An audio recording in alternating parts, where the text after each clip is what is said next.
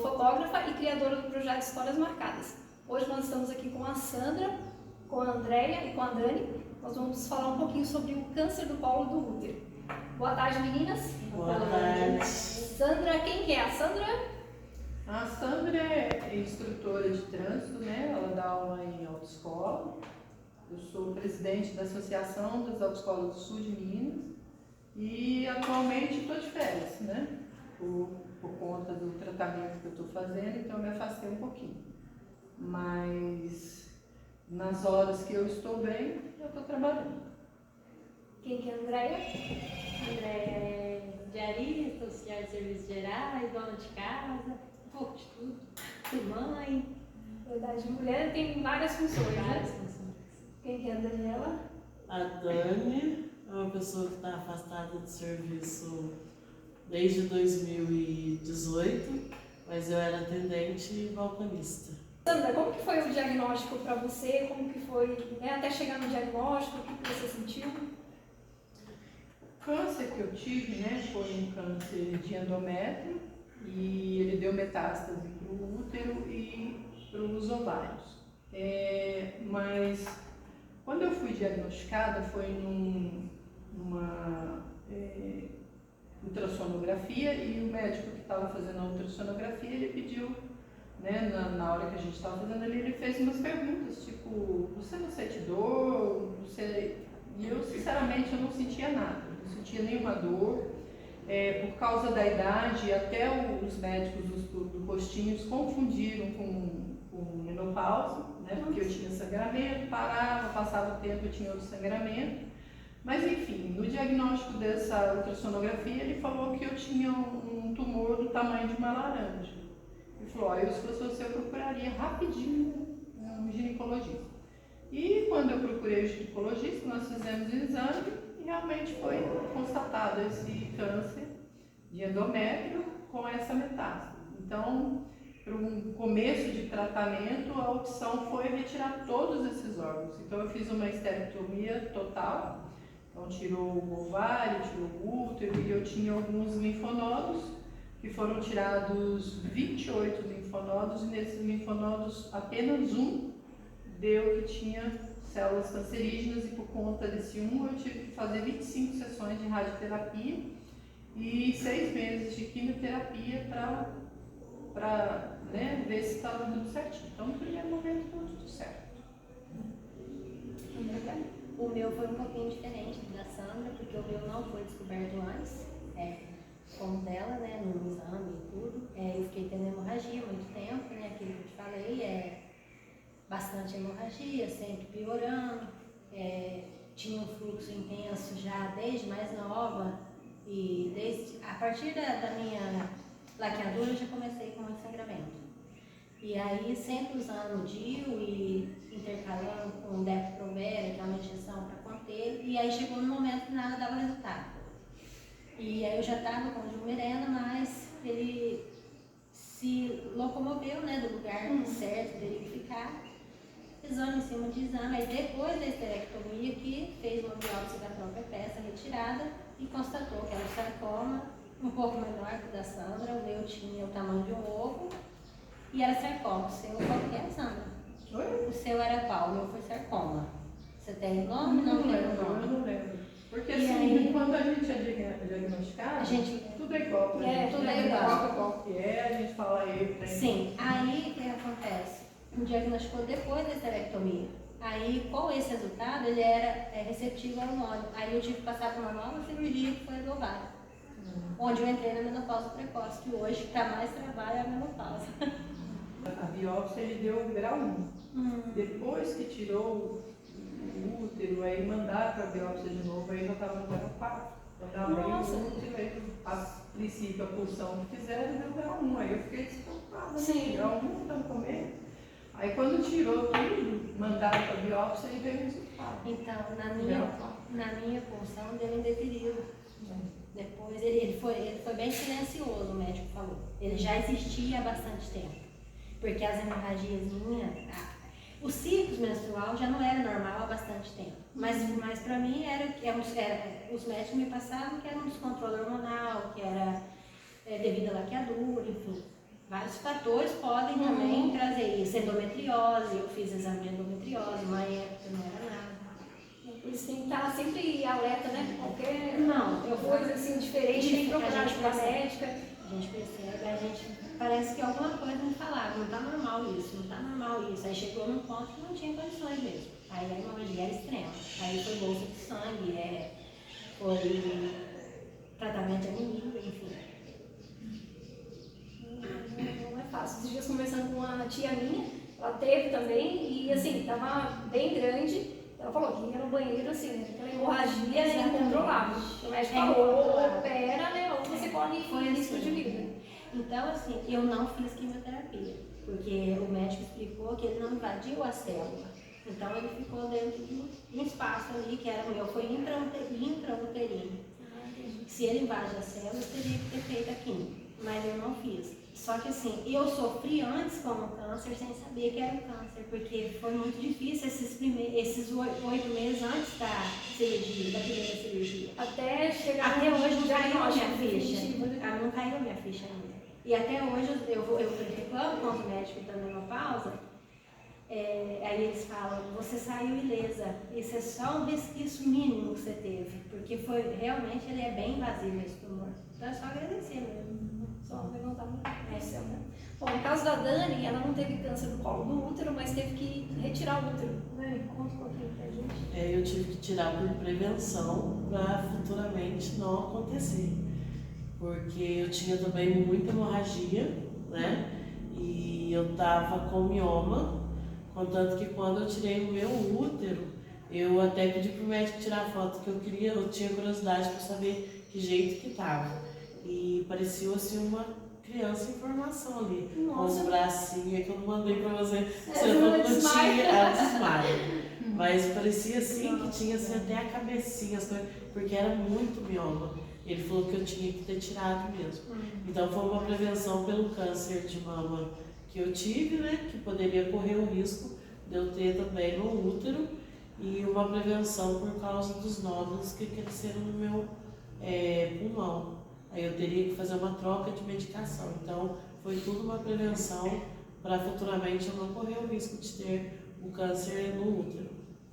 E eu senti muita dor pós-cirurgia por causa porque teve que abrir, tirar tudo, olhar, né? Que foi laparotomia exploratória. Uma reportagem de um né? médico que tirou um tumor de útero de mulher, né? Que agora é o Márcio de lá. Ele tinha 15 quilos. Nossa! Gente, era desse Gente. tamanho. Diz que a barriga da mulher era grande, mas era por causa do tumor. E nenhum médico queria fazer a cirurgia com medo. Né? Aí esse médico aí disse que a família pegou, a mulher foi pro quarto. Aí disse que a família falou assim, doutor, o senhor não foi só a vida dela que o senhor salvou a vida da família. Da família. Mas é isso, entendeu? Porque ninguém queria fazer a cirurgia dela porque ela estava com. Ele mostrou assim, ó, um imenso. desse tamanho, assim, eu falei, gente de Deus. Porque se for 15 quilos é maior do que uma criança, né? Não, 15 quilos. Dá uns 3 bebês. Bebê nasce com 3, 4. Exatamente. Você pensa bem? 15 quilos, era desse tamanho, assim, ó, ele estava naquela coisa que eles tiram lá. Eu já vi desse tamanho também, ser tirado. Aqui em Itajubá, esses tempos, um do meu que formou em medicina, ele postou, era gigante. Uma amiga minha que lá em São Paulo, que formou também, tirou, e é gigante. A cirurgia que eles fazem, eles vão postando, para o pessoal ver o que eles têm feito depois de formados na medicina, né? E é grande. Sandra, o que mudou na sua vida após o início do tratamento? A vida de quem tem câncer muda completamente, né? Esses dias eu vi até um site aí que eu acompanho, e a moça falou assim, eu vou ter minha vida como eu era antes? Não. Ninguém mais tem. Infelizmente não, deixa muita sequela, né? Então na minha vida mudou tudo, assim, percepção de vida, eu mudei os meus hábitos em relação a trabalho, principalmente trabalho, porque eu era uma pessoa assim que eu era uma workaholic, que eu só pensava em trabalhar, eu trabalhava das 7 da manhã até as 9 da noite, eu não tinha horário para almoço, não tinha horário para nada. Então, quando isso aí aconteceu comigo, eu falei, peraí, então a primeira coisa que você tem que fazer é pensar na sua saúde. Então, foi uma coisa que eu desacelerei rapidamente, assim, desapeguei mesmo. Então, eu acho que o modo de pensar, eu encontrei, o que eu posso dizer, Deus, porque eu era uma católica não praticante, né? Eu rezava o Pai Nosso, Ave Maria, mas isso é porque parece que era automático, você vai dormir, você reza, né? Hoje em dia eu entro numa igreja, eu quero ver uma missa, eu quero, sabe, conhecer. Eu tenho o hábito de todos os dias, às 3 horas da tarde, eu rezar o texto da misericórdia. Né? E quando eu estou fazendo alguma coisa, a hora que eu chego em casa, eu volto, porque a minha televisão volta 2 horas antes, aí eu volto e rezo, não importa a hora. Foi o principal, eu encontrei Deus e ele, assim, eu sinto a presença dele em tudo que eu faço depois disso, sabe? Porque eu era muito assim, prestava muita atenção, agora eu peço. Para mim foi isso que aconteceu. Isso é muito importante. André, o que mudou na sua vida após o início do tratamento? É bem isso que ela falou mesmo. A gente não é mais a mesma pessoa, a gente se sente mais cansada, se sente mais desanimada, a gente procura motivação a cada dia, né, Sandra?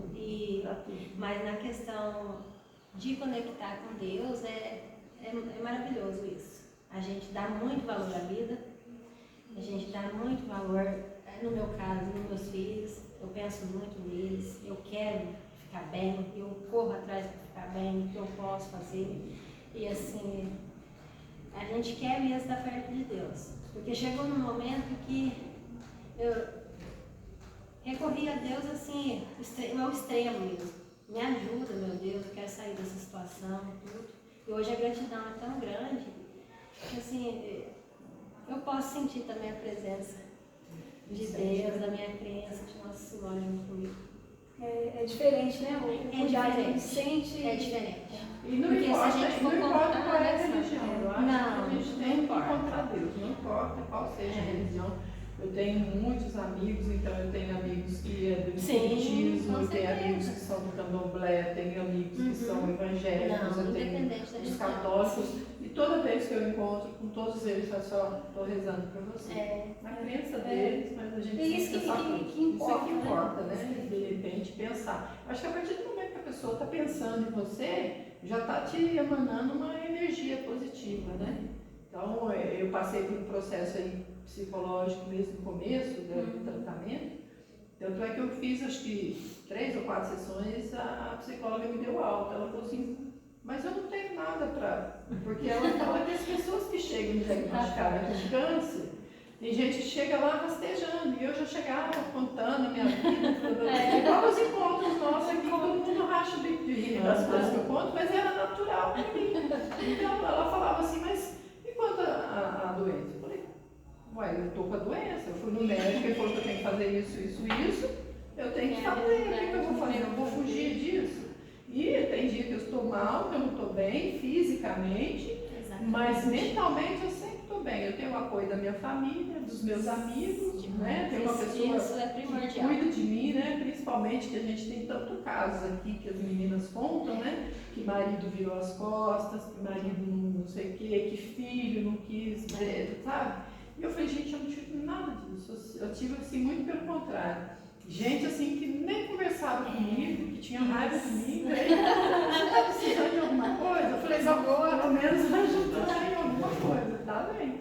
Então, é uma coisa assim que, para mim, foi... Eu acho que todo o processo, né, o diagnóstico, todo o processo do tratamento é tão difícil que se a gente não tiver fé em Deus, acho que fica impossível. A fé é o principal. A amiga minha, ela lá do candomblé que eu falei, né? Eu fiz um banho pra você, e o que você vai fazer? Não, pode trazer. Eu tô com banho na frente dela para ver que eu não, entendeu? Você vai lá no espiritismo, nós vamos fazer reiki aqui em você. Nossa, eu deito lá fazendo reiki, tá bom. Aí ela acorda e fala assim, nossa, a aula tá azulzinha. Eu falei, o que significa isso? Não, você tá muito bem. Eu falei, que bom. Então, vamos lá no evangelho, lá vai os evangélicos, lá eu tenho prima que é do Testemunho de Jeová, a minha tia é adventista do sétimo dia, então, como eu falei, Nossa, Deus. tá rezando por mim? Não, tá bom, tia. E a minha irmã, né, a Patrícia, a Carola, né? Patrícia, Nossa Senhora, aquela lá, se você brincar, eu falar para você, eu fui lá no centro espírita. Pelo amor de Deus, Patrícia, Deus, você não pode ser assim. Não, isso é pecado, porque pecado é a gente roubar, é a gente matar. E eu estou recebendo energia de todos os lados, né? Essa energia boa, né? Eu também assim mesmo, sabe? É positivo, não vai afetar ninguém, não vai atrapalhar a vida de ninguém, então podemos receber, né? Nossa. Dani, o que mudou na sua vida após o início do tratamento? Nossa, tanta coisa. Tudo. O que eu achava que era importante hoje não é importante mais. O que eu achava que não era importante hoje é importante demais. Em questão, igual as minhas meninas já falaram, o cansaço realmente hoje é diferente. Hoje a gente sente, apesar de que eu extrapolo um pouquinho, mas eu sinto canseira também, né? Só que às vezes eu quero vencer o mundo. Até demais. A Dani, eu não sei da onde ela tira essa energia. É verdade, não, eu A fiquei dedicação dela, quando vê, e aí, Dani, tá quietinha? Não, eu tô aqui, não sei aonde, eu quero me chamar pra vir jantar. Então, eu acho graças que ela não precisa nenhum convite. Ela chamou, a Dani tá junto. Só se ela estiver muito mal, né? Só se não dá pra eu. Então, sabe por causa do que acontece isso? Porque, assim, foi tantas coisas que aconteceram. Eu tô aqui desde 2018 na luta, né? E desde 2018, muitos meninos já foram embora. Eu percebi isso. Então, é diferente. Aí eu não sei, aqui eu vou falar assim, que eu quero viver todos os dias, porque eu não sei o dia de amanhã. Eu sei assim, que às vezes eu extrapolo, mesmo estando cansada, eu vou lá, sabe? Mas aí eu fico pensando, gente, eu tenho que viver, porque antes de eu ter um câncer, eu não vivia. Aí eu acho que eu quero viver tudo que eu não consegui viver antes. Era gostoso antes? Era. Mas tem muita coisa que eu deixei de fazer antes, por medo das pessoas, por medo que o povo ia pensar, que se o povo ia julgar, porque eu era dessas pessoas que o que a pessoa pensava me atrapalhava de fazer o que eu queria. E o câncer, ele veio, é que eu falo, ele tira muita coisa da gente. Mas ele traz também muita coisa, porque depende do jeito que você olha. Sabe, não é você olhar, nossa, o meu cabelo vai cair, lógico que é triste, mas não é só isso, tem outras coisas além disso daí, porque eu acho que o processo é doloroso quando você faz químio, passa aquele processo de não estar bem, aí depois vem uma coisa que dá pra você equilibrar isso daí, você vê o outro lado bom da história, aí é o que eu faço. Às vezes a pessoa, Dani, vai estar acontecendo, não sei, nunca sei. E eu nunca sei explicar o que o médico fala, porque eu escuto ali, algumas partes A gente absorve aquilo que a gente quer escutar. Não sei, eu conto, eu lembro o que eu lembro, depois o resto eu esqueço. Eu já escutei assim, que eu venho negando, tipo assim, que eu tenho um diagnóstico dos nódulos do pulmão, por eu não colocar pra fora, mas não é. Simplesmente eu não fico ali rebanhando, nossa, eu tenho nódulos no pulmão, pode acontecer qualquer uma. Não, eu quero é viver. Então eu vivo todos os dias, como se fosse o último. Tem dia que nem sempre, tem dia que eu tô bem arriada, mas a maioria eu minha vivo como se fosse o médica, a último. doutora Marina, a gente conversa bastante, sabe? Então, uma das coisas que eu falei para ela que mais pegou na minha vida em relação ao câncer foi as minhas viagens. Porque todo ano eu tinha programação de viagem. Então, por exemplo, em janeiro eu já comprava uma viagem para outubro. Quando eu ia viajar já estava pago, né? E quando eu fui diagnosticada, aí você tem que ir em terapia, você não está bem, não sei o quê. Aí eu falei para ela, doutora, o que mais pegou para mim foi as minhas viagens, que eu adoro viajar. Aí ela virou para mim e falou assim, mas quem falou que você está impedida de viajar? Ela falou, por que você não vai viajar? Ué, você sabe quais são os dias da sua quimioterapia. Você sabe os dias que você está bem e os dias que você não está. Então, dentro do seu limite, você pode viajar, por que não? Ah, você quer ir para Rio de Janeiro? Vai! Chegou no meio do caminho, você ficou cansado, entra na primeira cidade, pega um hotelzinho, descansa. No outro dia você está bem, você continua viajando. Entendeu? Aí ela pegou e falou assim, Sandra, você tem que entender que a partir de agora, todo dia é dia. Você entendeu? Então eu falei pra Dani, Dani, falo pra minha mãe e falo pra todo mundo. Hoje eu sou diabética, né? Então não posso comer muito doce. Mas hoje eu quero sentar lá na Sodier, seja lá onde for, e eu quero comer um doce. Isso. Eu falo, senta lá e come seu doce. Você entendeu? Eu tenho uma amiga que ela era enfermeira lá na Beneficência Portuguesa em São Paulo. E ela era chefe da enfermagem lá e ela cuidava da parte oncológica. Ela disse que tinha um senhor que estava lá internado em fase terminal. Que ela chegava lá e ele pegava a cobertinha dele, enrolava e ficava fumando a cobertinha. Aí eu falava, doutora, eu chamava ela de doutora, ela era enfermeira. Doutora, tem um cigarro aqui pra mim? E fase terminal. Aí ela pegou, chamou as enfermeiras da aula e falou assim, quem fuma aqui? Aí eu, vamos dar um cigarro. Aí ela foi lá, fechou o quarto, falou, vigia, acendeu o cigarro e depois. Aí disse que ele fumava assim. Maravilha. O maior prazer do O mundo. maior prazer do mundo. Ela falou assim, gente, como você vai privar uma pessoa que tem câncer de fazer isso? Eu falo com a Dani, porque eu assim, eu também sou uma pessoa que eu fiz de tudo. Diferente da Dani, eu sempre fiz tudo que eu quis na minha vida. Desde que eu comecei a andar e falar. Entendeu? Minha mãe fala isso. Eu quero isso. Determinado. Eu era determinada, entendeu? Mãe, me dá isso aqui. Aí ela falava assim, não tem dinheiro. Eu ia lá no meu guarda-roupa, tinha o shampoozinho lá que era de bisnaguinha, ia lá no bar, pegava uma folha de papel, chegava lá nos homens aqui, eu tô fazendo a rifa aqui, eles morriam de rir, comprava, fazia sorteio ali, foi o senhor que ganhou. E ele falava, não pode ficar com isso aí. Eu falava, então eu vou fazer outra vez. Eu chegava em casa com dinheiro, eu mãe, onde você foi isso? Olha aqui, minha filha, no bar, fiz isso aqui. Ela falou assim, meu Deus, Sandra, eu não acredito. Isso em Santo André. Quando eu vim para Pouso Alegre, eu tinha 6 anos de idade e meu tio tinha uma fábrica de picolé. E os meninos do terrado, tudo vendia picolé pro meu tio. Eles pegavam a caixinha, aí saía da cidade inteira vendendo. E eu, tio, não quer vender picolé, eu quero vender picolé, você tá louco, seu pai me mata. Eu falei, tio, põe uma caixinha. Aí ele pegava uma caixinha de picolé, punha ali 20 picolé, falava pra ele, a fábrica dele era ali na Avenida Doutor Lisboa. Aí ele pegava um pouquinho para baixo do teatro, sabe? E ali era o bar do meu avô, onde ele tinha fábrica. Aí ele enchia esse negocinho e fazia assim, ó. Ele falava, você vai até a catedral e volta. Nossa. Não sai desse passeio. E eu punha aquela caixinha e saía, picolé! Aí quando eu chegava lá no final, eu já tinha vendido tudo. Eu voltava comendo, tio, eu de novo. Entendeu? Ele, não, uma caixinha só tá bom. E dava o meu dinheiro. Então eu sempre me virei. Eu queria viajar, uma vez nós queríamos viajar, eu e minhas amigas, eu tinha um carro, mas a gente não tinha dinheiro. Como que nós vamos viajar? Já sei. Põe gasolina, vamos ali na rodovia. Chegando na rodovia lá, aí a gente dava com a mão, aí o que foi? O pessoal parava, o que foi? Acabou a gasolina para você chegar ali. Aí o pessoal tirava gasolina do carro, dava para nós. Nós enchíamos o tanque. Viajava pra praia, a gente levou, comida, cada um pegou um pouco de coisa em casa, banada.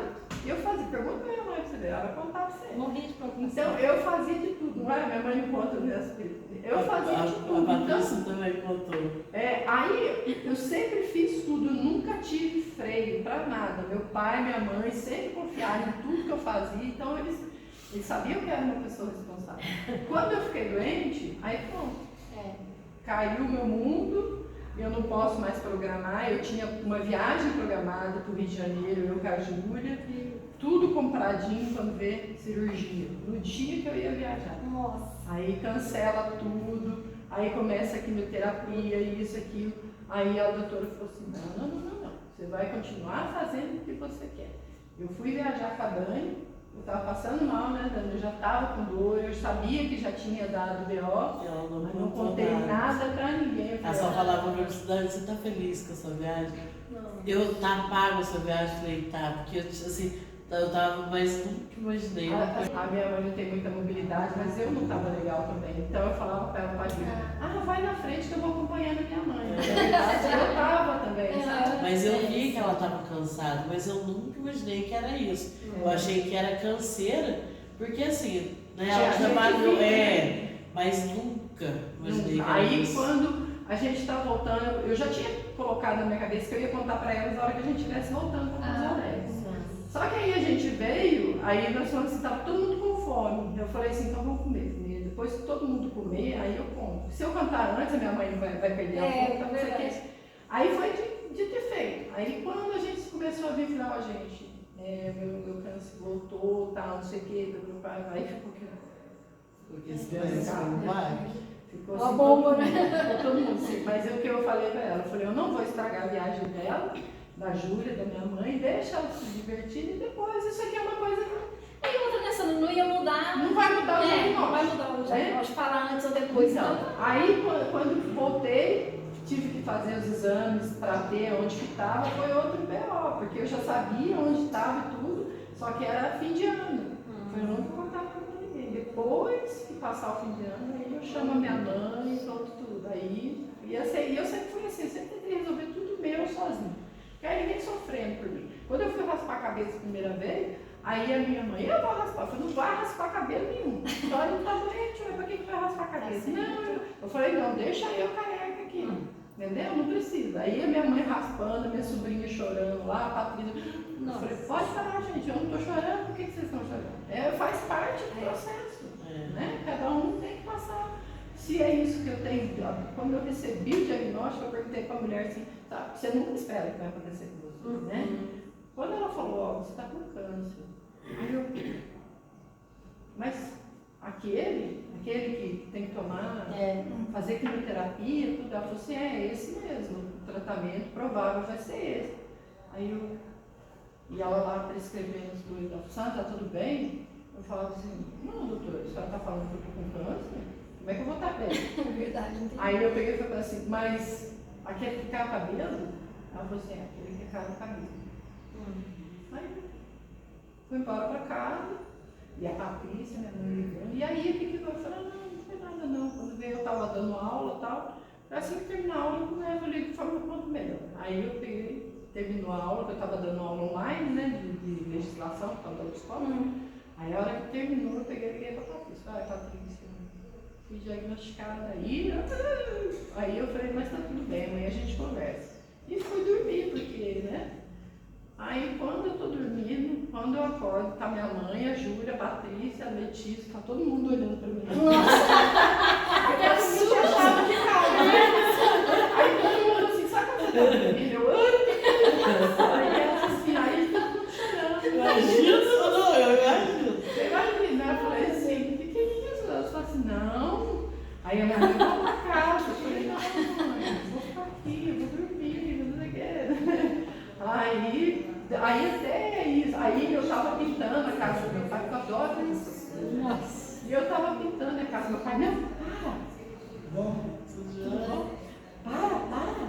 Aí eu falei, para o quê, pai? Eu falei, não, você tá pintando. Pai, pelo amor de Deus, eu tô pintando, não tem nada. Não, se parar é pior, porque assim, dá pra ver que você sempre foi uma pessoa muito agitada. Então se deixar você parada, aí pronto, é pior. Se você for lá na oncologia, você já viu a Sagrada Família que tem lá, né?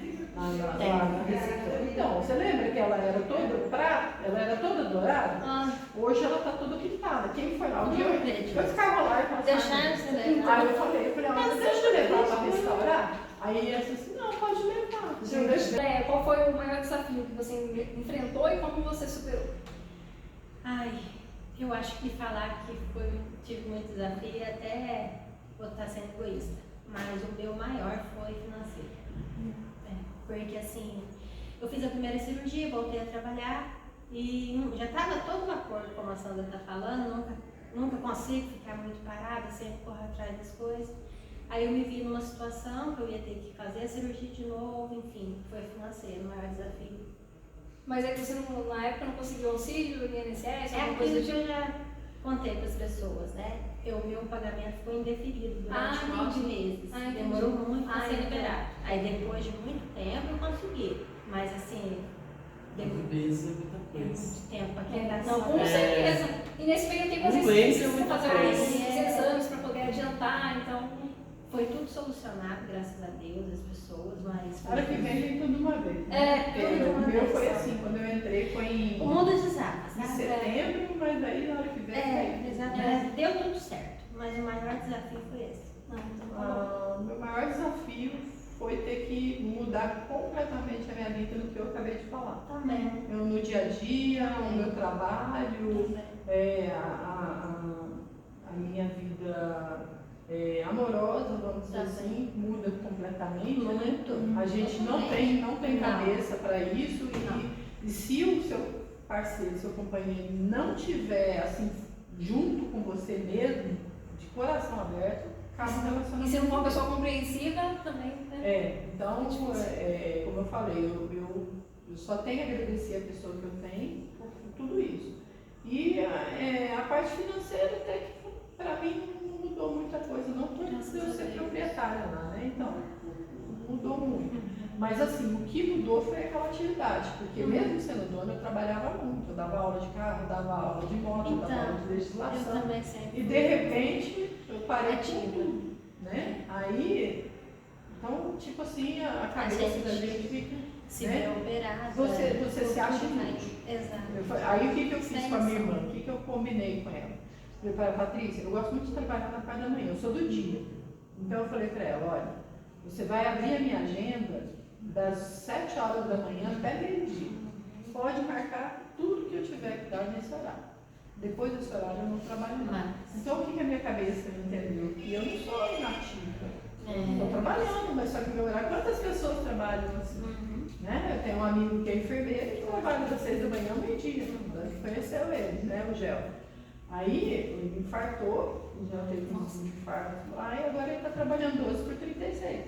Então você trabalha agora. Então o Gel achou uma maneira de trabalhar. Então eu falei, olha, se o Gel pode trabalhar 6 horas, por que eu não posso trabalhar? Tá certo. Na minha cabeça eu estou trabalhando. Não, tá. Foi isso, só que mudou, mas foi isso que mudou na minha vida, que impactou muito, foi isso. Mudou completamente meu jeito de ser. Andréia, houve algo ou alguém que trouxe força e inspiração para você? A minha maior inspiração é a minha mãe. E E depois dela sempre Deus, Nossa Senhora. Sandra? Para mim foi, assim, meu pai e minha mãe, porque eles são muito dependentes de mim, né? Então a minha maior motivação é aquela coisa, por que comigo? E se aconteceu comigo, eu não vou aceitar. Entendeu? Então eu inspirava nisso. Se eu cair, a minha mãe cai também. Exatamente. Né? Se eu cair, meu pai foi a primeira que ficou mais, a pessoa que ficou mais abalada nessa situação foi meu pai. Mais do que minha mãe. Eu pensava que se eu cair, ela vai cair. Porque ela só tem eu, meu irmão é falecido, né? E meu, apesar de ter a crianças Patrícia, que é o Cláudio, mas sou eu que resolvo tudo na minha casa, até para os meus irmãos mesmo. Então foi por eles. Meus pais, meus irmãos, eu falei, não posso cair. Eu sei que eu vou estar debilitada aqui, mas aqui você vê, eu estou dando entrevista, estou trabalhando, porque o pessoal está me chamando aqui. Então eu posso responder, eu respondo, eu não posso, daqui a pouco eu respondo, e às vezes a Patrícia manda aqui para mim, respondo também, mas do meu jeito aqui. Teve que continuar sendo um pilar ali, né? Ter força para vocês mesmo e para as pessoas ao redor. Exatamente. Andréia, como foi a sua experiência de compartilhar a sua história no projeto, né, de ter tirado as fotos? A Sandra está tirando hoje, mas como que foi a sua experiência para compartilhar no Histórias Marcadas? Foi maravilhoso, por 2 motivos. Primeiro, porque você é um exemplo de pessoa, né? Obrigada. E quando eu fui contar para você a minha história, que a Dani me apresentou, falou de você e tal, né? Quando eu fui contar, você já sabia o que eu queria expressar. Então, Para mim está sendo novo, né? Tudo novo, mas eu sou uma pessoa assim que eu acho que quanto mais pessoas souberem que está propício a isso, porque eu já falei isso aqui, que eu sei bem rápido, eu tenho um amigo meu que morava do lado da AC Camargo em São Paulo, ele morou 20 anos do lado da AC Camargo, e eu sempre fui para casa dele. E toda vez que eu descia para comprar o pão na padaria, eu descia e encontrava pessoas com câncer ali passando, e eu falava assim, ai meu Deus, que eu nunca veja ninguém na minha família e nenhum amigo meu aqui. E eu sempre pedi para os outros e nunca pedi para mim. E olha o que aconteceu, entendeu? Nunca vi meus familiares, os meus amigos, ninguém. E aconteceu comigo. Aí quando isso aconteceu, uma semana antes meu amigo veio aqui, eu sempre falei para ele, falei, se Deus viesse aqui hoje e falasse assim, você quer ter AIDS ou você quer ter câncer? Eu sempre falei para ele, olha, que me venha AIDS, Porque eu tenho um amigo que tem AIDS há mais de 30 anos, ele enterrou 2 irmãos com câncer e ele está aí. Então eu falei para ele, pro Gel, falei isso para ele uma semana antes. Aí na semana seguinte veio o diagnóstico. Aí eu conversei com ele e falei, Sandra, nós falamos sobre isso semana passada. Eu falei assim, Gel, eu sempre tive isso na minha cabeça. E sempre que eu passava ali em frente ao C. Camargo, eu pedia para todo mundo, mas não pedi para mim. Completando que me veio agora, desculpa, Sandra. Não. É só uma foto, é uma cor que representa, né, Dani? Mas assim, pode chegar alguém que esteja com algum sintoma parecido, que vai correr atrás de um médico, de um exame, de um posto de saúde, né? É tudo um pouco difícil, mas eu falo que é o diagnóstico precoce mesmo. Porque tudo é por Deus mesmo, né? A gente tem uma crença, mas assim, a minha cirurgia foi feita exatamente quando tinha que ser feita. Porque o desfecho poderia ser outro. E é o que os médicos me falam. Isso que a gente bate Eu tanto tenho na tecla, certeza né, que nós vamos compartilhar muitos momentos juntos ainda, E o mas projeto, eu falo assim, que ele mudou a minha vida também. também Só que aí eu percebo que além dele mudar a minha vida, através do projeto mudou a vida de outras pessoas. Sim. Porque as pessoas veem a foto, eu falo assim que as fotos do projeto, né, quando fez, principalmente quando eu tirei a mama. sim. Foi as fotos assim que teve mais repercussão, porque as pessoas falavam assim, gente, ela tá lá sem a mama, sentada no banco, dando risada. As pessoas falavam isso, falavam assim, nossa, o problema que eu tô passando, e eu reclamando e vendo você feliz. Olha, Sandra, que exemplo. Exatamente. Conta com toda, né, maestria que ela está passando. Pouco isso, eu falo para todo mundo, olha, eu acabei de receber mensagem, como é que você tá? E aí? Aí ele sempre falou, esse é o meu amigo, eu chamei ele de careca, ele até ajuda aqui, o Henry Lando, não sei se você conhece ele vem lavar aqui, sabe? Ele falou que ele ajuda aqui. Aí ele falou, e aí, como é que você tá? Eu chamei de cabeleira, sabe? Ele é careca, ele falou, ô cabeleira. Ele perguntou assim, morre de mim, falou, tá vendo sua força? É isso aí, você tem Deus, você tem a família, você tem seus amigos, e bola pra frente. Isso daí é mais uma coisa que vai acontecer na sua vida que é pra você tirar uma lição. Eu acho isso mesmo. A gente vê que a gente é frágil, sim, sabe? E essas coisas podem acontecer. Ninguém acha. Quando eu sofri um acidente de moto, eu bati a moto na rodovia 100 km por hora. Estourei, arrebentei a cara, tive traumatismo craniano. Aí quando eu acordei, gente, eu não acredito que isso aconteceu comigo. Mas voltando Voltando a falar da motivação, né? E, enfim, voltando a falar de o que foi mais difícil, quando você percebe tantas pessoas movendo uma energia tão positiva para você, você se torna tão grande e pensa, mas todas essas pessoas estão torcendo por mim e estão felizes, estão vibrando, isso aí motiva qualquer um, gente. Não é, Dani? A gente querer vencer cada dia mais. A gente tem que mostrar que a gente é capaz. Eu tenho um exemplo da Dani, né, que quando ela quis fazer a viagem, teve aquele acidente de avião, né? Eu perguntei pra ela, falei, Dani, você ainda quer viajar? Ela falou, era pra acontecer com ele, né? Exato. É a mesma coisa, não é porque eu tenho câncer que, infelizmente, algumas companheiras nossas partilham, que eu vou partilhar. Eu fico muito mal quando eu fico sabendo que alguém, aquele menino agora do Polegar, acho que é Polegar que morreu antes de ontem, né? E câncer de intestino, e ele falando que ele ia voltar, mas era o que estava escrito para ele, né? Para mim é outra coisa, é outra coisa. No começo da minha caminhada morreu muitas meninas. E eu falo assim, mãe, eu não quero, eu acho que eu também vou morrer. Mas a minha mãe não é para você, foi para elas. Cada um tem o seu jeito. Porque, assim, e eu tinha medo também. Tem histórias ruins aí, né, de meninas que morreram muito novas, mas tem outras histórias aí de pessoas que superaram a doença e vivem muito bem. Anos. Né? 40 anos, tem um senhor lá que aluga para mim, né, o ponto lá da escola, e falou assim, a minha cunhada faz 40 anos. Nossa, Hoje tem muito tratamento. E ó, se ela faz 40 anos, ela vem daquela época que quem tinha essa doença, eles não gostavam nem de falar o nome pra pessoa. E era aquela doença, justamente, né? É bem feito, né, Dani? O nosso tratamento é bem feito. É bem feito, a gente tem esse pessoal capacitado. Demais. Eu vi o pessoal no grupo reclamando lá É demorado, mas é muito bem Eu falei assim, gente, tudo sei, eu não tive nada disso. Eu acho As bem enfermeiras que cuidaram de Muito mim bem. no SUS foram todas muito boas, muito ótimas. E aqui? Aqui foi uma novela. Não, aqui é tudo. Porque eu entrei aqui em maio. Todo o apoio, né? Não, porque eu fiz a inscrição aqui em janeiro, porque era novo para mim. Pra mim também. Eu queria saber, queria compartilhar, porque as meninas passavam. Esse aqui é na casa de São Rafael. Aí eu fiz a inscrição em janeiro, só que eu consegui entrar aqui acho que no finalzinho de abril. Quando teve as oficinas. Começou as oficinas, no finalzinho de abril que eu comecei a vir.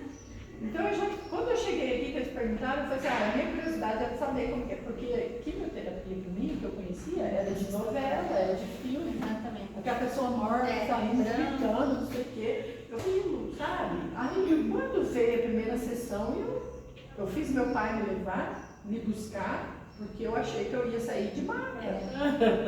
Quando a moça chegou e tirou, acabou! Mas eu estava normal, eu falei, acabou? Acabou. Peguei minha mãe foi comigo, pegamos as luzes e falei assim, ela falou, teu pai já está chegando. Aí pegou, me levou para casa, chegou em casa, eu deitei, ela fez café, cadê o negócio?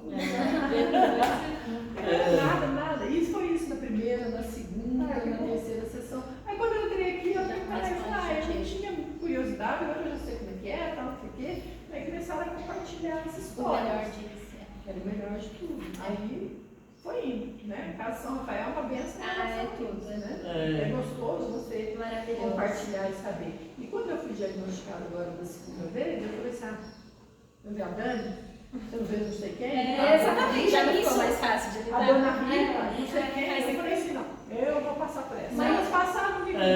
Mas é isso que é bacana, assim, por isso também a questão Ele não vai nos matar. a questão do projeto, a questão de ter outros exemplos de outras pessoas que superaram, que estão bem, que estão passando pelo mesmo processo. Então a gente fortalece bastante. Demais. Andréia, uma mensagem de conscientização e prevenção. Fé, em primeiro lugar, né? Sempre por Deus à frente de tudo. Fé, o diagnóstico precoce mesmo, se cuidar, ficar atento aos sinais, o que você vê de diferente, procurar um médico, procurar uma ajuda e contar com os amigos e a família, é o mais importante.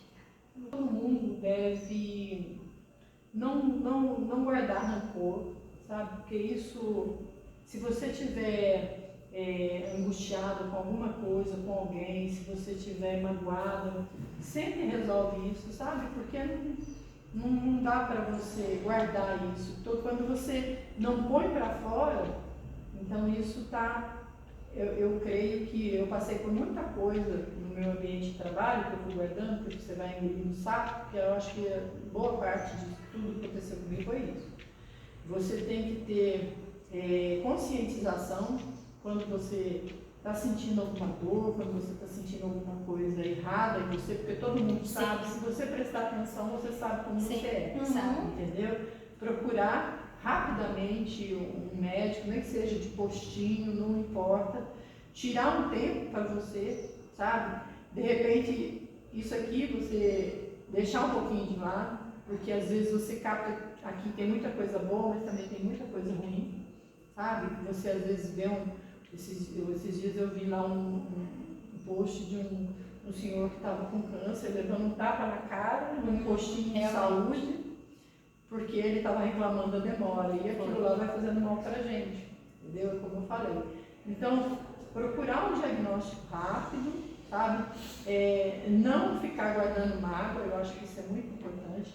Procurar viver o dia, sabe? A gente... eles falam, né, por que o retrovisor do carro é desse tamanhozinho e o para-brisa do carro é gigantesco, porque você tem que enxergar para frente. Para trás, não importa. Pode ver se não dá uma olhadinha, mas... Você dá uma olhadinha, de leve, né? O que você viveu lá atrás, você vai viver agora? Vai viver? Não vai, né? Eu falo isso, hoje, eu falo isso de coração. Se eu morresse hoje, tudo que eu quis fazer na minha vida eu fiz. Eu acho que ainda não é, entendeu? Eu acho que ainda tem muita coisa para mostrar. Eu falei para você hoje, eu penso muito nos meus pais, porque se eles faltarem para mim hoje, eu acho que eu vou também, porque eu preciso muito deles. Então, eu penso assim, eu acho que a gente tem que viver o hoje, não deixar mágoa nenhuma. Se você puder resolver, eu sou o tipo de pessoa que eu não falo, não vou falar para mim, assim. Se eu não gostar de você, eu vou chegar para você, olha, nosso sangue não bateu, olha, eu não gostei disso, eu vou falar para você na hora, fala isso para todo mundo. Às vezes a pessoa fala assim, nossa, Sandra, quando a gente ia, por exemplo, em reunião com o delegado, né, o pessoal das autoescolas aí elas iam falar assim, ó, não deixa a Sandra falar não, não deixa a Sandra falar porque ela vai falar. Ela vai? Ela vai falar. E eu era assim mesmo, eu falei, então eu nem vou falar não, se eu não quer falar, então eu não vou. Fala, não vou. Aí ela falou assim, então tá, mas se a gente olhar para você assim, você para de falar. Se a gente fizer assim, você para de falar. Então muitas vezes eu segurei, mas hoje em dia eu não seguro mais nada não. É o que eu estou falando, a gente está vivendo hoje, eu não sei o dia de amanhã.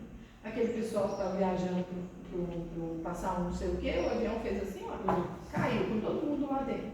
Né? Quantas pessoas estão aí de carro para ver, bate o carro não. Então eu faço tudo hoje e eu acho que é isso que as pessoas têm que entender. Hoje, a gente vai viver hoje. Faça tudo que, se não for para prejudicar ninguém, se for para o seu bem e não for sacrificar a vida de ninguém, faça. Eu sou Vivo hoje como se não houvesse amanhã. Porque como se não pode ser que seja o último dia mesmo, né? Pode ser o último dia, né? Então a gente. O que você faria se o mundo fosse acabar amanhã, se você soubesse que você vai morrer amanhã? Então pensa desse jeito e age assim, né? Dani, você, como a Dani, ainda vou trazer ela aqui novamente para poder conversar um pouquinho mais, né, Dani?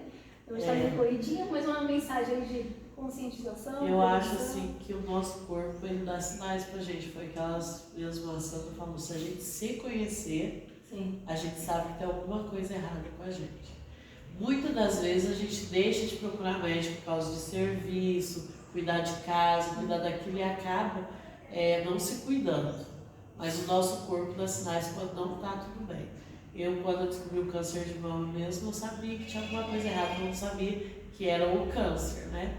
E sobre engolir emoções, com certeza também é outra das coisas que adoece muita gente. Então eu acho que o melhor jeito é a prevenção, você se conhecer, ver alguma coisa diferente no seu corpo, procurar um médico. Eu cheguei no mastologista só com o resultado em mãos, eu nem sabia o que era mastologista. E fui. Ele fala, como que você conheceu que você fez sem cambiamento, sem nada? Tava lá, batendo na porta deles. E deu certo, hoje eu tô aqui.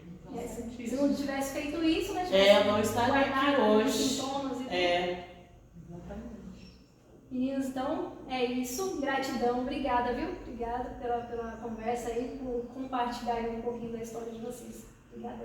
Eu que agradeço. A gente que agradece. Muito obrigada. Quanto mais a gente puder falar. É verdade. É só não colocar a Dani, eu e a Bel na não começa a falar, né? Dani, qual que é a página do projeto para o pessoal seguir lá? Histórias marcadas. Viu, gente? Segue lá. No Instagram. É É isso, meninas. Obrigadão, viu?